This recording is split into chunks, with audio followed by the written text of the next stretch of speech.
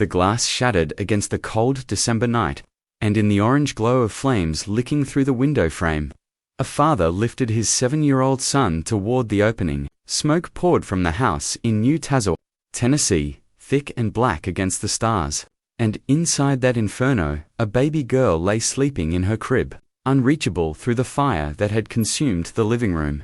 Eli Davidson looked at his father's face, streaked with soot and desperation, and heard the words no child should ever hear, "You're the only one small enough to fit." The boy hesitated at the window's edge, his small hands gripping the broken frame, and behind him the night held its breath. In that frozen moment, everything hung between courage and loss. "I can't do it," Eli whispered twice, his voice nearly swallowed by the roar of the fire that was devouring his home. But somewhere deeper than fear, in a place where love lives louder than flame, something shifted in the child's heart. His baby sister Erin was in there, 22 months old, trapped beyond the smoke and heat, and if he didn't go through that window, no one could. The fire was seconds from flashover, the kind of moment firefighters know as the point of no return. When everything combustible ignites at once, Eli looked back one more time at his father's face, then climbed through the broken window into the burning room. The smoke swallowed him whole. Inside that smoke-filled room where a child should never have to go, Eli moved through darkness so thick it seemed solid. The heat pressed against his skin and the air tasted like ash, burning his throat with every breath. But he kept moving forward because somewhere in that blackness his sister was crying. He couldn't see her crib through the smoke, couldn't see anything but the faint orange glow of fire eating through the walls. But he knew where she was because he'd played in this room 1,000 times.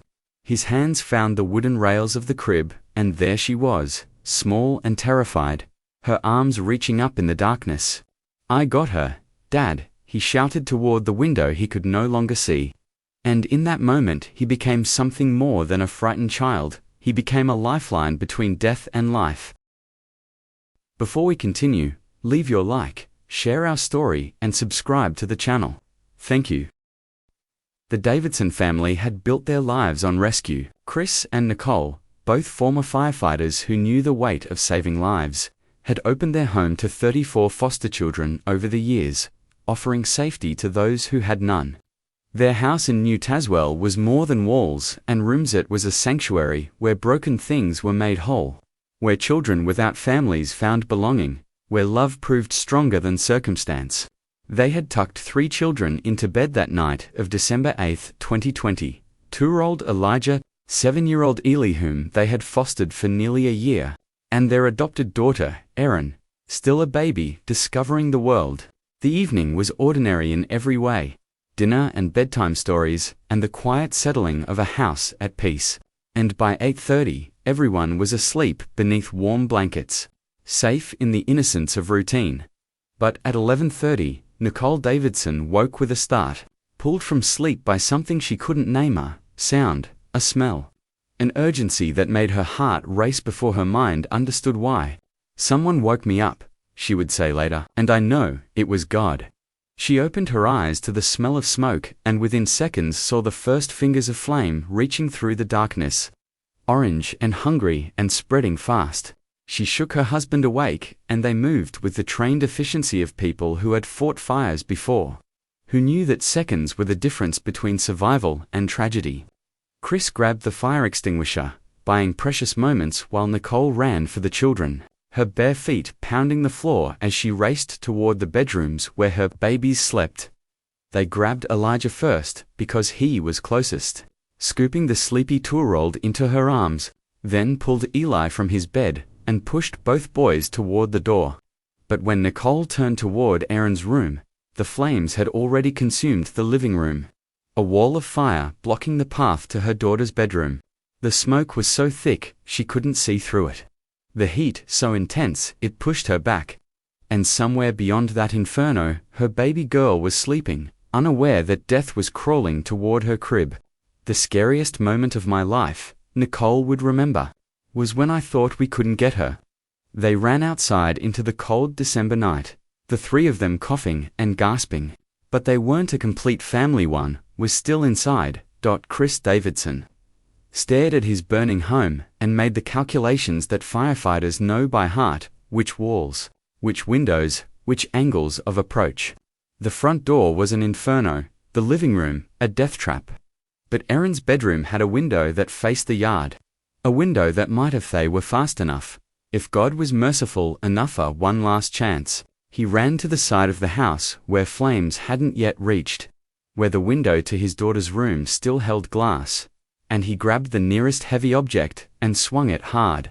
The glass exploded inward, and he peered through the smoke-filled opening, knowing that he was too large to fit through, that his firefighter's build that had saved so many lives would now keep him from saving his own daughter.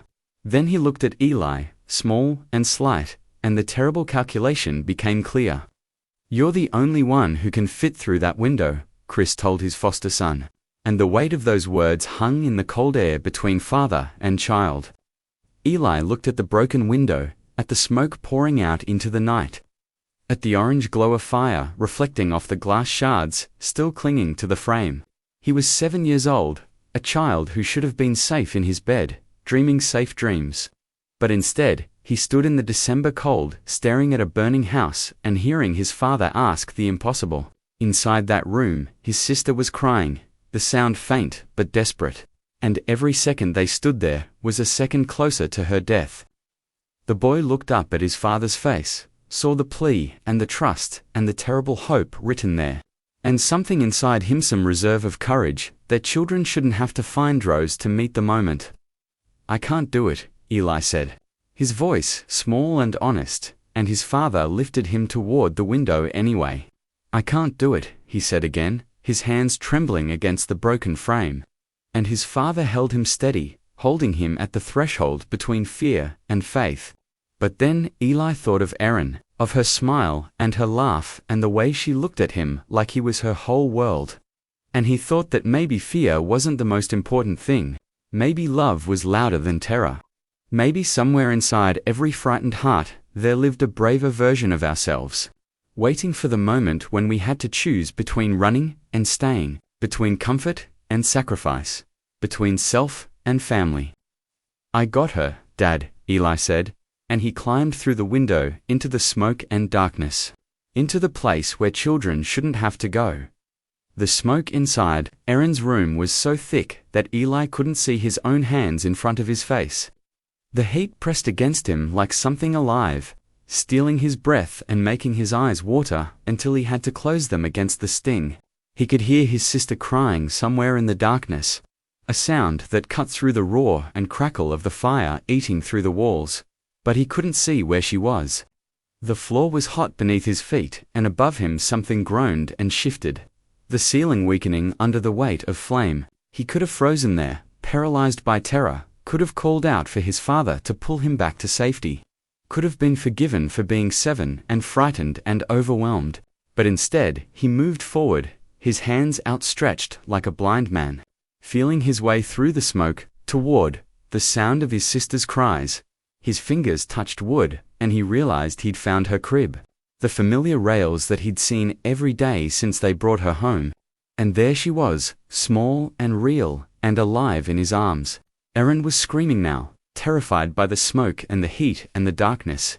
But Eli held her tight against his chest and turned back toward where he thought the window was.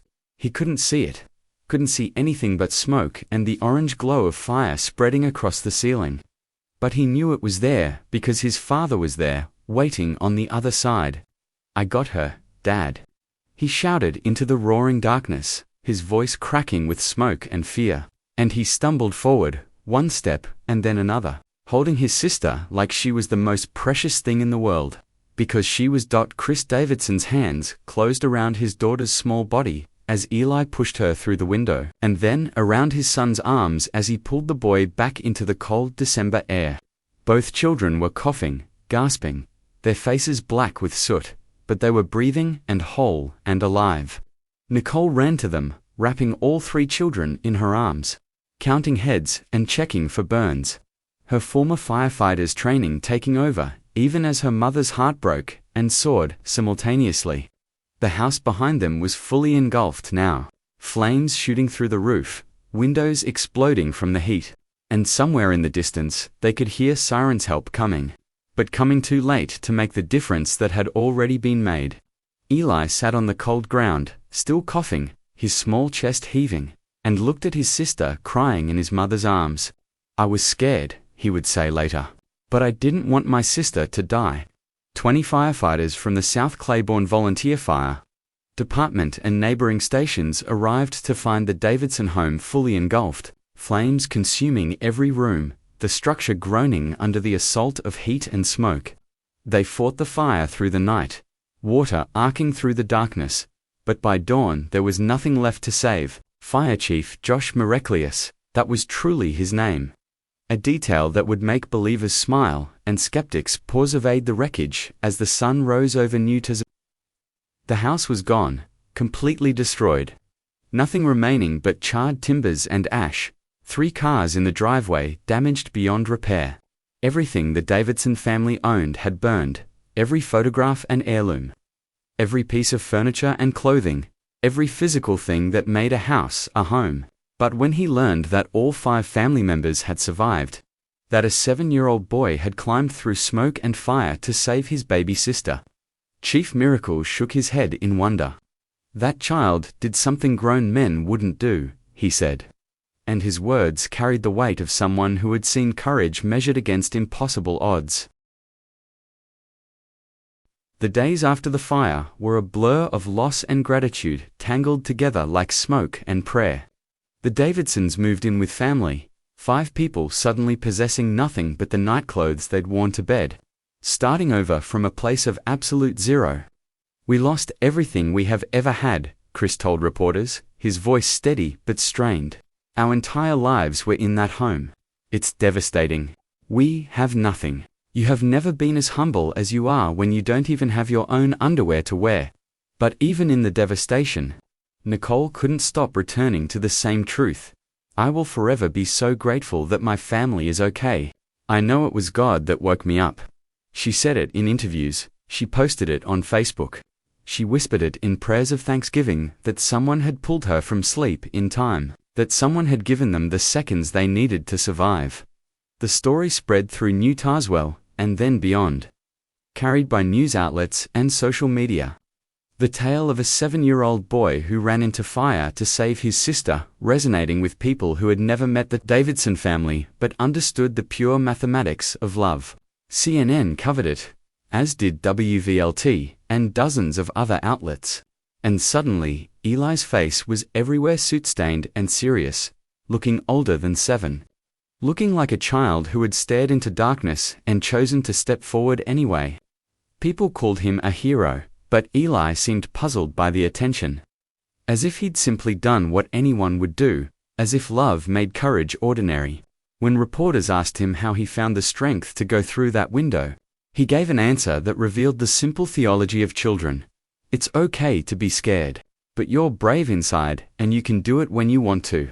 Someone set up a GoFundMe page to help the family rebuild, setting a modest goal of $5,000, enough, they hoped, to buy clothes and basic necessities, while the Davidsons figured out their next steps. But within days, the donations poured in, first thousands and then tens of thousands. Strangers from across the country and around the world sending money to a family they'd never met, wanting to be part of a story that ended in life instead of death. The total climbed past 100,000, then 200,000, then beyond, ultimately raising more than $340,000, a flood of generosity that left Chris and Nicole overwhelmed and grateful. "I still don't think, at his age, he grasps what he has done, and how phenomenal that is," Nicole said of Eli. But perhaps that was part of the miracle, that he hadn't done it for recognition or reward, hadn't calculated the cost, or weighed the risk, but had simply loved his sister enough to step into the smoke in the aftermath. When the news cameras moved on and the donations slowed and the family began the long work of rebuilding, people kept coming back to certain details of the story, as if searching for the pattern that would make sense of it all. They noted that both parents were former firefighters, trained to run toward danger instead of away from it, and that perhaps their courage had been passed down to their foster son, like a genetic inheritance. They remarked on Fire Chief Miracle's name, That cosmic wink that made the faithful see God's fingerprints and made the skeptical shrug at coincidence. They marveled at the timing that Nicole woke when she did, that Chris acted when he did, that Eli found his sister in the smoke. That all 5 family members emerged without serious injury when by all rights the house should have been their tomb. Some called it luck. Others called it providence. The Davidsons simply called it grace. But perhaps the deepest miracle wasn't the rescue itself, as stunning as that was, but what the rescue revealed about the nature of family and the mathematics of love. Eli wasn't the Davidsons' biological son. He was a foster child who had been with them less than a year, still learning what it meant to belong. Still figuring out whether this place would be permanent, or just another temporary stop in a childhood of temporary stops. He could have frozen at that window. He could have said, "I can't," and meant it, and no one would have blamed him. He didn't owe this family his life, didn't owe them anything except the basic respect that foster children learn to give while keeping their hearts carefully guarded. But when his father lifted him toward that broken window and asked him to be brave, Eli discovered that somehow, in less than a year, these people had become his people. Erin wasn't just a baby sharing his house, she was his sister. And love, it turned out, wasn't something you thought about or calculated. It was something you did. The Davidsons had spent years opening their home to children who needed families. 34 foster placements over the years, 2 adoptions, countless nights of rocking, crying babies and helping scared teenagers and believing that love could heal what the world had broken. They had poured themselves out for children who weren't theirs by blood, but became theirs by choice. Creating a home where rescue was the family business and every child mattered equally. And then, in the smoke and fire of December 8, 2020, one of those children rescued them back. Eli saved Erin not because he had to, not because some legal document said they were family, but because in the place that counts in the heart where true kinship lives, they were brother and sister, bound by something deeper than paperwork or biology. The fire tried to take their home, tried to take their daughter, tried to break what they had built, but it couldn't touch what mattered most. In the weeks after the fire, as donations poured in and the community rallied around them, Eli became a reluctant celebrity. News crews wanted interviews, people stopped them in stores to shake the boy's hand. Social media exploded with people calling him a hero and a miracle and an inspiration.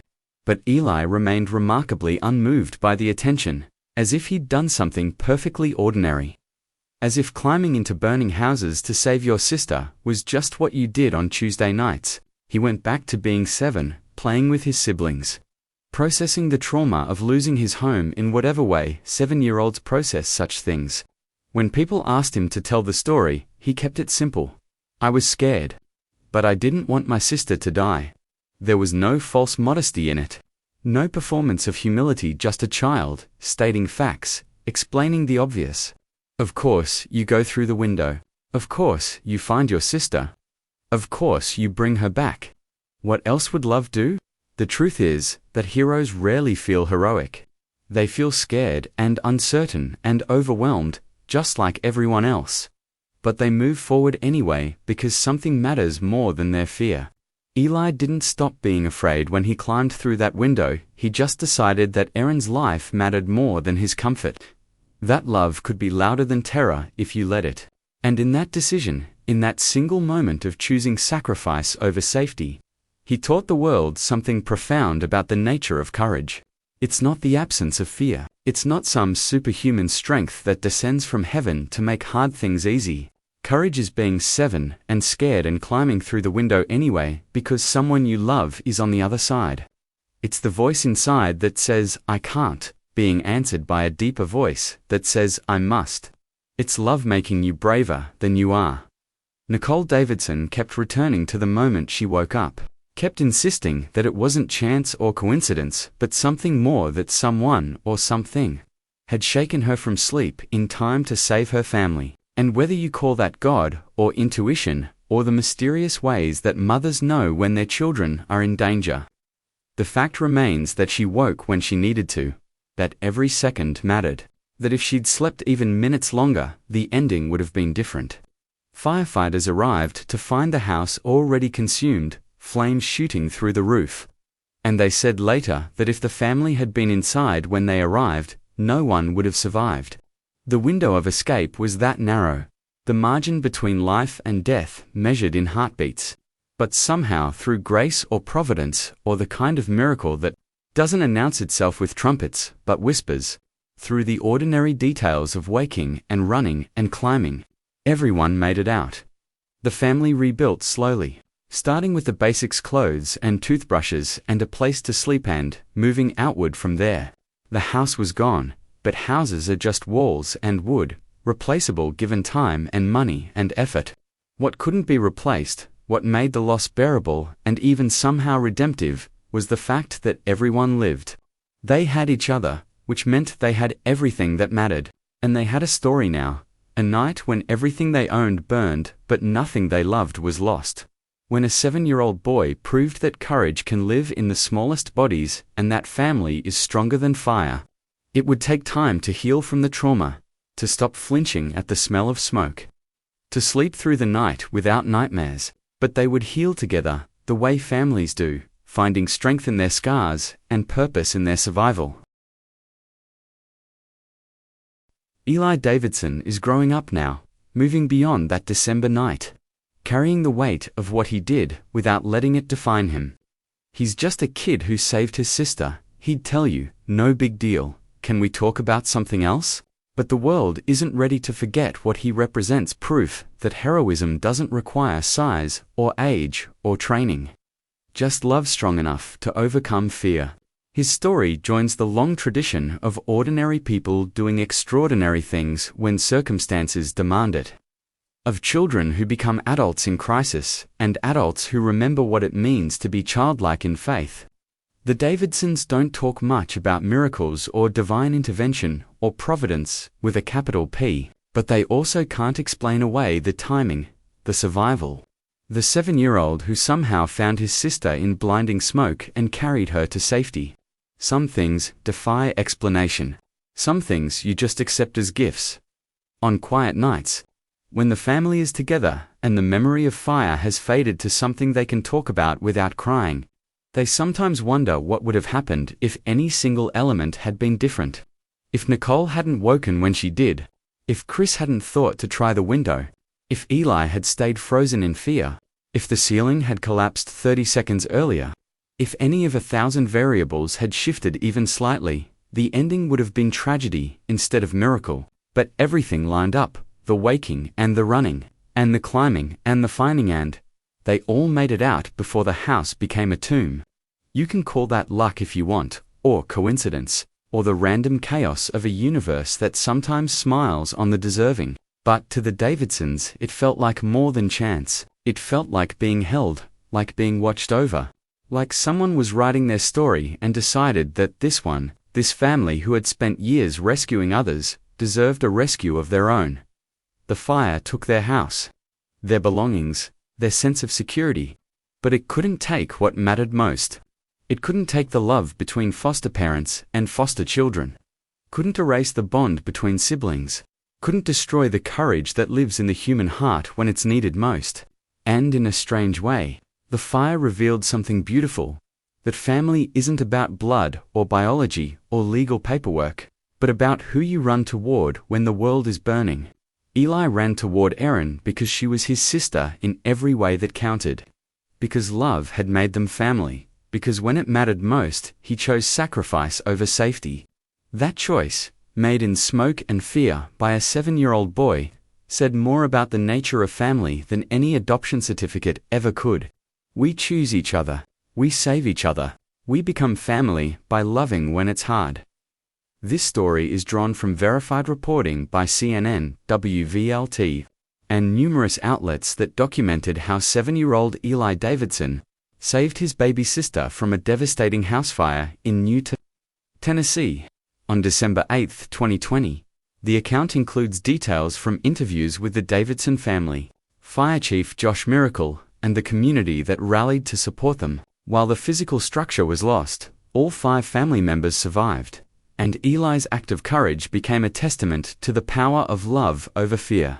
The GoFundMe established for the family raised over $340,000, demonstrating how one child's bravery inspired thousands of strangers to participate in the family's restoration and renewal.